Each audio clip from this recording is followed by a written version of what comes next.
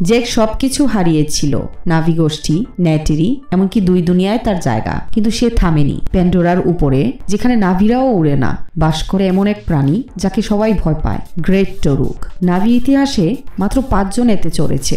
হারানোর কিছু না থাকায় সে ভাসমান পাহাড় বেয়ে উঠল, আকাশ থেকে লাফ দিল ওই দানবের উপর, আর কোনো মতে জেক আঁকড়ে ধরে বন্ড তৈরি করলো। যখন সে টরুকের পিঠে চড়ে ফিরে এলো, সব গোষ্ঠী জড়ো হলো। নেটেরির চোখ বড় হয়ে গেল। নাভিরা মাথা নত করলো। সে আর বহিরাগত ছিল না, ছদ্মবেশী সৈন্যও নয়। সে এখন Toruk Makto, the writer of the last shadow, অন্ধকারতম মুহূর্তে এওয়ার বাছাই করা যোদ্ধা। সে কোনো অস্ত্র নিয়ে ফেরেনি, ফিরেছিল একটা প্রতিশ্রুতি নিয়ে। তাদের জন্য ফাইট করবে, তাদের সঙ্গে দাঁড়াবে, যা ভেঙেছে তা আবার গড়বে। নেটেরির জন্য, বনের জন্য, তাদের অবশিষ্ট থাকা ঘরের জন্য। প্যান্ডোরার যুদ্ধ শুরু হতে চলেছে। পার্ট 6 এর জন্য ফলো করো চূড়ান্ত লড়াই, যেখানে ভালোবাসা, যুদ্ধ আর ভাগ্য মুখোমুখি হবে।